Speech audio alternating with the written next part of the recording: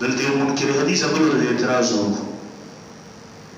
ما ویل زه به پرېشم کوم خو مسایل زیات دي دې وجه نه زه هغې ته لاړم اختر نه وروسته به انشاءالله ورځ به هغې باندې تفصیلا راځم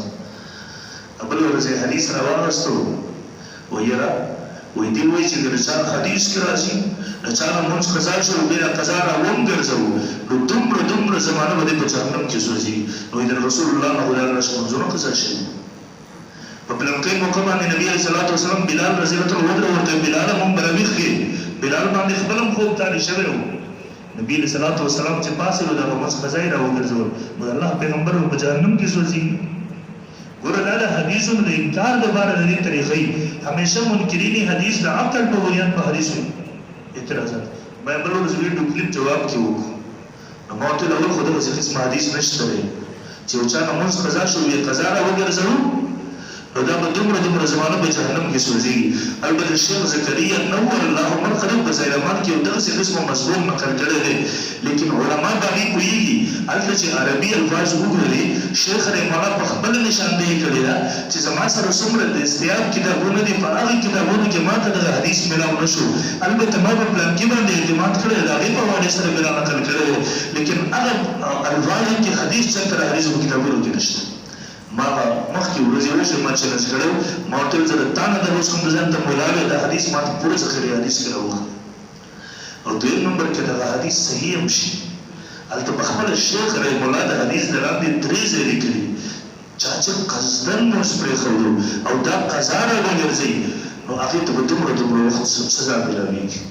او دغه د حدیثونه ثابت دي من ترک صلاة متعمدا فقد کفر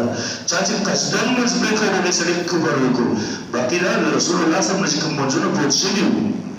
هغه لمونځونه په جیب کې دومره مشغوله او دومره زیات دا غشي دی باران په شان دی ورېده هلته لمونځ موقع نه وه هغه قصدن نه دي پاتې شوي او په کوم هغه موقع باندې چې ولیدل شوی د الله پیغمبر صلی الله علیه وسلم انتظام یې کړی او بلال ته ورته به موږ راایښ کړي خو په هغه باندې الله خوب تاریخونه څه به یې کړي رفیعان امتي الخطأ والنسیان الله پیغمبر وایي زما د امت نه خطا او نسیان څه خپله شوی دی یو سړي باندې خوب راغی هیر راغی په دغې باندې مؤاخذه نشته خو سړی مرفوع القدم یې په دې رطوبته او یو بل حدیث کې راځي نسائی شریف جلد 100 باندې دغه حدیث موجود دی یو کس تپوس وکړ الله پیغمبره که یو سړي نه هیر شي یا د غفلت د وجې نه یو لمونځ هم نه پاتې څه به کړي نبي علیه صلات وسلام کفارة ان یصلیها اذا ذکر د دې کفاره دا ده چې دقه لمونځ را وګرځوي یعنې که غفلت د وجې نه قصدن یې پرېښی یا دی ورته شوی دی د هغې لپاره کفاره وکړه بل ورځ یو ملا مې اورېدو اب په دې لګیا دی چونکې زموږ د اهلسنت والجماعت جمهور مسلک دا دی که یو سړی قصدن لمونځ پرېږدي بیا توبه وباسي صرف په توبې سره د لمونځونه نه معاف کېږي که 50 کاله لمونځونه پرېښي دا به راګرځي فقهاو د هغې لپاره طریقه ذکر کړې نو دیو مسلک دا دی چې یاره که یو سړی وده شو یا ورنه هیر شو د هغې قضا شته دی خو که یو سړي هم قصدن لمونځ باندې شو بیا د دې قضا نشته دی او بیا یې چیرې جوړ کوي ویره ما ته رسول دغسې راوغی چې رسول الله څه فرمایلي بابا د رسول الله صاحب زمانه کې چا قصدن لمونځ نه پرېښودو هلته سوال نه پیدا کېدی شو چې یو صحابي د هغه قصدن لمونځ پرېږدي هغه زمانه کې ته یو کس دغسې وښیه چې هغې قضا لمونځ پرېښودلی وي یا د قصدن لمونځ پرېښودو تصور ورته نه شو پیدا کېدی نو ته دغسې قسمه داران زه کوم طرف بهرحال او څلورم نمبر دا ده په دې طریقې سره محترمو یو خلک اعلانونه کوي خلک راجمع کوي نو په دې سره د ګناه اظهار کوو که تا نه چې لمونځ قضا شوی بهرالرایت لیکلي زموږ فقهاو چې دا لمونځ په خپل کور کې له ځان سره خوږې ته ورپټ وکړه ځکه په دې طریقې سره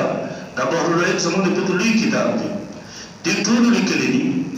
په دغه حالت کې دا لمونځ ته پټ وکړه ځکه ګناه چې کله وکړي د ګناه پټه کې د ګناه اظهار مه کوه کله چې انسان د ګناه ظاهري د ګناه ذکر کوي دا بله ګناه ده نو تا نه لمونځونه قضا شوي دي بې نمازه بچې اوس جومات کې خلک راجمع کوي او چا لمونځونه کړي دي ټول راځئ نو په ټولو خلکو د ګناه اظهار کې بله ګناه کې برباد دي او بل لوی خرابي پکې دا ده چې دوی چې دا لمونځ کوي دا نفل ګڼي نفل حالانکې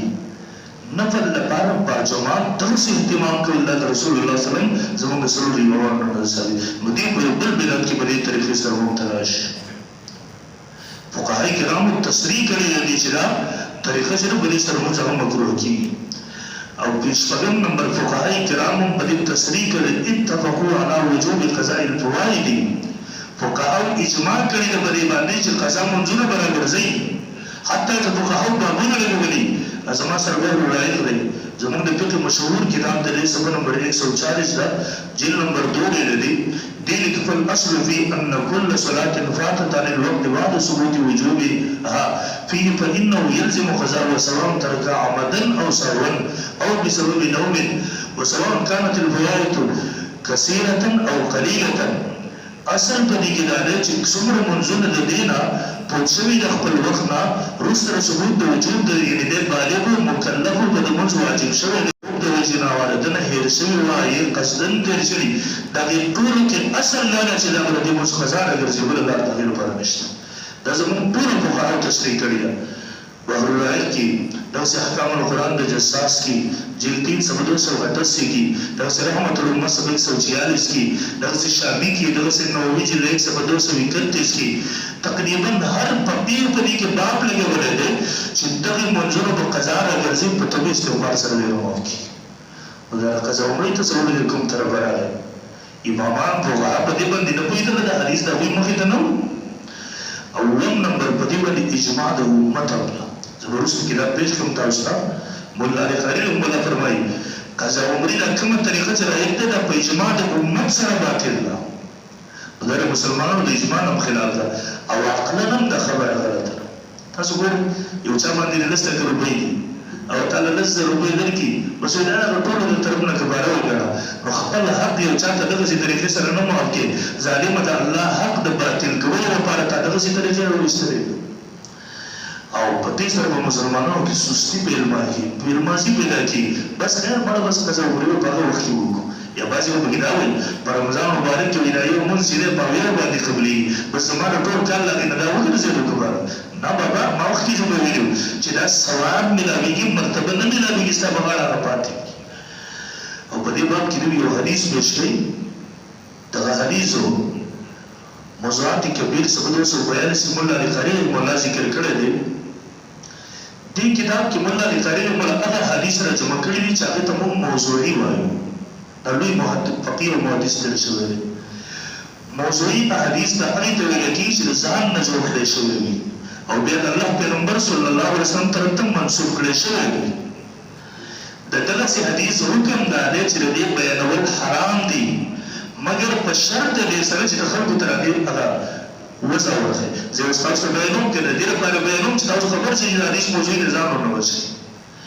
او حکم یې دا دی چې د دې بیانول حرام وي وغیره دی.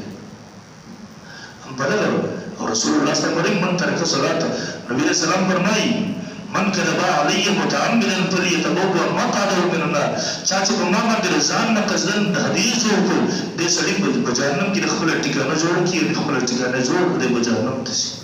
مولا علی خلیل مولا په دې کې دغه حدیث نقل کوي من قضا صلاة من الفرائض فی آخر جمعة من شهر رمضان. چا چې قضا د فرایضو نه په اخره جمعه کې دا راوګرځول کانه ذلک جابرا لكل صلاة فائتت بعمري الى 70 مرة. دا به د دې په ژوند کې چې څومره منځونه درنه قضا شوي اګر چې بیا کارولې دا به هغې لپاره چې کېدای شي بیا څه لیکي باطل قطعا قطعي طور دا حدیث باطل دی. ولې؟ لانه مناقض للاجماع ځکه چې دا خبره د اجماع خلاف ده. د مسلمانانو په دې باندې اجماع او اتفاق دی د علماو چې په څو منظور سره د ټولو منظور چاته راوړل کېږي. دا حدیث د اجماع د امت د خلاف دی. مولا علی خلیل مولا علی او دغه مولانا عبدالحی لکنوي دی مولا په دې باندې مستقل رساله لیکلې رسایل د علامه لکنوي چې لوی فقیر دی د اسلام دین په خپل کتاب صفحه نمبر 70 کې لیکي یو ځای وایي باطل قطعا لانه مناقض للاجماع او بل ځای لیکي وکړه هذا موضوع بلا شک بغیر سره شک او شبهه نه د حدیث موضوع دی او اخر لیکي ولا ادري من ازول وزاله. ما ته پته نشته چې د دې خلکو لپاره د حدیث چا جوړ کړی د حدیثو کتابونو کې د دې ذکر نشته دی. مولانا عبدالحی صاحب د موضوعي حدیث هم بیا د موضوعات هم قسمونه ذکر کوي بیا لیکي دا هغه خطرناک او بدترین قسم موضوع ده چې کتابونو د حدیثو کې د دې ذکر نشته او بیا وایي قبح الله الکذابین الله دې دغه کذابین الله دې دیو برباد کې الله دې دیو مخونه تور کې چې دیو دغه سي دروغ الله په پیغمبر باندې او رسته په تفصیلی بحث په دی باندې وبر محترم حافظ ابن حجر رحمه الله لیکي وذلك حرام بوجوه د مونږ دغه طریقه چې راخله کې د پسو وجوهات سره حرام ته راخله په دلایل ذکر نو باندې دا طریقه غلط او محترم ده بدعت ته بدعت نظام وساتي او دا خبره کول یره خیر بس موږ دا نو یو یا کارو د بار ګناهونو لپاره کواره ګرځي او خیر دا منځونه لپاره په جبیره شي او مستحب عمل دی او مستحب حکم شرعي د ځان نه نشه مقررول حدیثو کې دې ذکر وکړه فقهاء کرام تیر شوی دي صحابه کرام تیر شوی دا وینه تذکرہ وکړه تاسو په سر سمې سره کې را باسي او تر استحباب ته ان جماعت او بیا نوافل نور دي تاخذ نور نوافل په بل وخت کې تاسو په جماعت سره اهتمام ونکړو تاور در اخیره جمهور مقرر کړی بیا په جماعت سلسله کې د عمر تداعی کې داسې زونه تر زړه پاره او محترم زموږ علماء دیوبند په صراحت سره دیتا هغه بدعت لیکل دي مثلا د زما سره کتاب دی دارالعلوم دیوبند فتاوی دارالعلوم دیوبند کوم زموږ دارالعلوم دیوبند نشای شوی د دې جلد نمبر 3-4 د سلورم جلد فتاوی دارالعلوم دیوبند دیم په صفحه نمبر 306 او 307 باندې واضح الفاظو کې لیکل دا بدعت دغه سي زمونږ د دارالعلوم زمونږ یو بل مشهور فتاوا د خیر الفتاوا چې زمونږ کوم د پاک المدارس بورډ د دې مشهور مولانا محمد قاری مولانا خیر محمد جالند رحمه الله دیم واضح الفاظو کې خیر الفتاوا د دې دویم جلد او د صفحه نمبر 610 دا اگر کې په صفحه نمبر 608 خواهشات کې د پوره تفصیل سره لیکل چې دا بدعت دی اته د مسلمانان ځان بچي دغه سره زما سره یو بل فتاوا فریدیه چې مفتی اعظم پاکستان ورته ویل شي دم په خپل فتاوا فریدیه د دې جیل نمبر 2 د چې کوم دارالعلوم حقانی کې د مفتی پاتې شو دیم لیکي وایي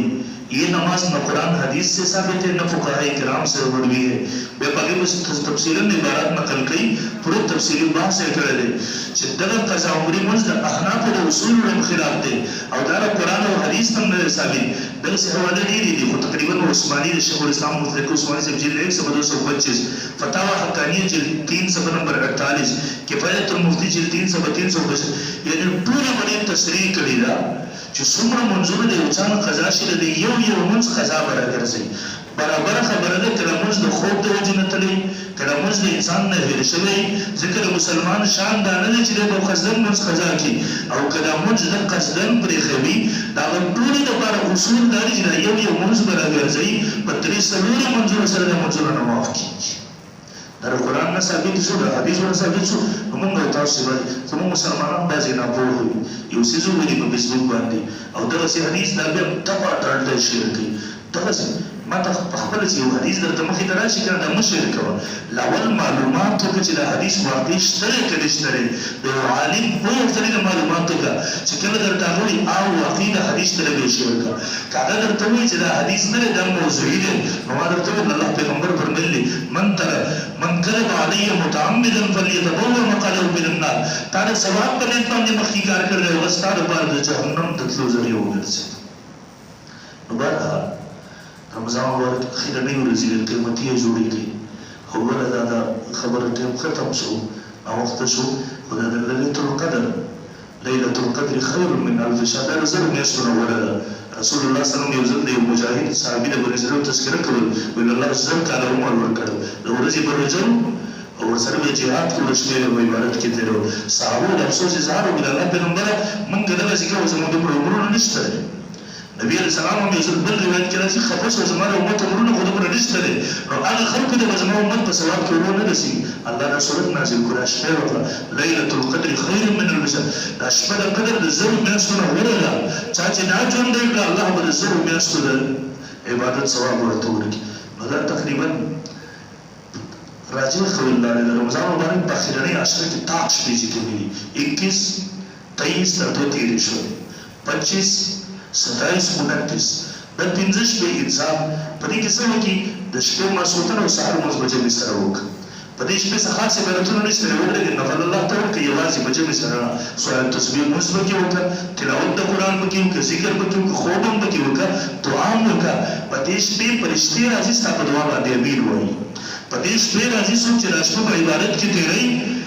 په فرشتي راځي دغه فرشتي د دې سړي لپاره د مغفرت دعا کوي چې موږ تاسو هغه ځایونه کو زموږ مسلمانانو لپاره هر شپه د قدر ده خو چې موږ تاسو په دغه نیت پاسې ژوندی کو